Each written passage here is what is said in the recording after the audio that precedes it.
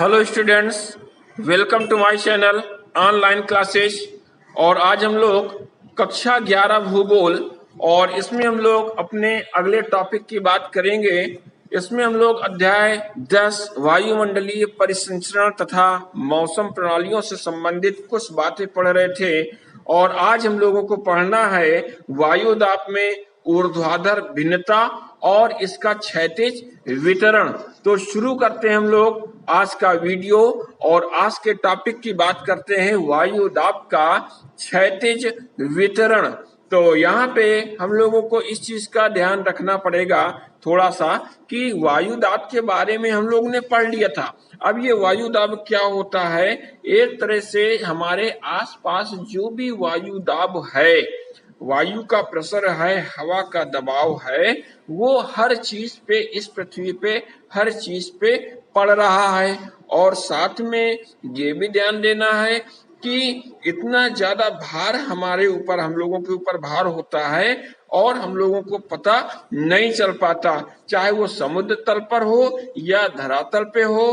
तो क्षेत्रफल की एक जो भी इकाई है, उस इकाई में वायुमंडल की जितनी भी परतें अलग अलग हैं, उन परतों का जो भी दबाव होता है, जो भी प्रेशर होता है, उस भार को हम लोग कहते हैं वायुमंडलीय दाब। और अब यहाँ पे जो ये वायु दाब होता है, ये अलग अलग परतों का होता है और साथ में इसका जो वितरण होता है, तो किन चीजों से ये प्रभावित होता है? ऊंचाई से, तापमान से, वायु के प्रवाह से, इसके अलावा पृथ्वी का जो घूर्णन गति है या जो जल वाष्प है, इन सब से वायुमंडलीय दाब प्रभावित होता है। और साथ में जैसे जैसे हम ऊपर जाते जाते हैं ऊंचाइयों में, वैसे वैसे वायुमंडलीय दाब कम होता जाता है। तो अब शुरू करते हैं। और ये भी ध्यान रखना है कि हमारे और आपके शरीर में प्रतिदिन, हर क्षण, हर सेकंड 112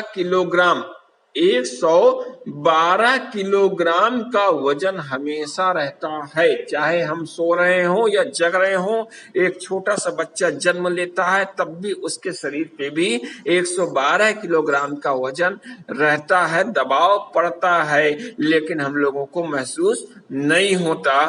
तो ये वायु का प्रेशर होता है इतना ज्यादा। अब यहाँ पे हम लोग बात करेंगे कि वायु दाब में एक ऊर्ध्वाधर भिन्नता भी होती है। अब ये ऊर्ध्वाधर भिन्नता का मतलब क्या हुआ कि जैसे जैसे हम ऊंचाई पे जाना शुरू करते हैं, उस ऊंचाई पे जब जाएंगे तो जो वायु दाब की तीव्रता है, एयर प्रेशर है, वो धीमे धीमे कम होता जाता है।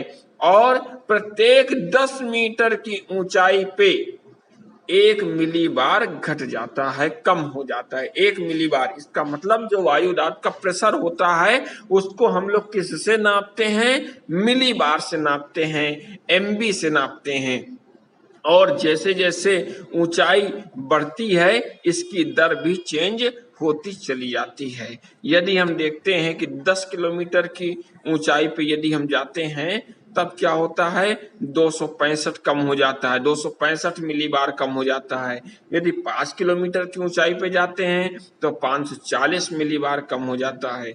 1 किलोमीटर की ऊंचाई पे जाते हैं तो ये 898 मिलीबार कम हो जाता है। समुद्र तल पे कितना होता है? ये 1013 होता है। तो इन सबको हमको ध्यान रखना पड़ेगा कि कैसे कैसे वायु दाब में चेंजिंग आ जाती है और उस चेंजिंग से जो है हमारे आसपास के माहौल में फर्क पड़ता है।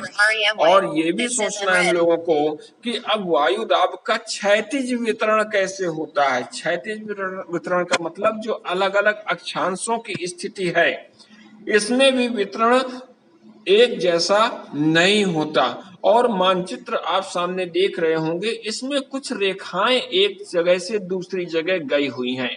अब ये जो रेखाएं गई हुई हैं, वो रेखाएं समान वायु दाब की हैं, जिसका एक छोर में जो लिखा है दाब, वही दूसरे छोर में लिखा है। इसका मतलब इस विश्व में, इस पृथ्वी में समान वायु दाब को मिलाने वाली जो भी रेखाएं होती हैं, उनको क्या कहते हैं? समदाब रेखाएं। क्या कहते हैं उनको? समदाब रेखाएं कहते हैं। समदाब रेखाएं उनको कहा जाता है। समान दाब वाली रेखाओं को जब हम मिलाते हैं, मैच कराते हैं, तो जो भी मानचित्र तैयार होता है वो समदाब रेखाओं वाला होता है।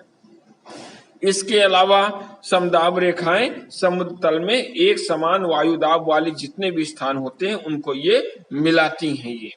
और अब इसी में आएगा कि वायुदाब की पेटियां क्या होती हैं। तो हम लोग अपने अगले टॉपिक में इसके बारे में देखेंगे कि वायुदाब की पेटियां क्या होती हैं और ये पेटियां कैसे सरकती हैं, कैसे वायुदाब अलग अलग क्षेत्र में अलग मात्रा में चेंज होता रहता है। तो हम लोग अगले टर्न में मिलते हैं एक नए टॉपिक के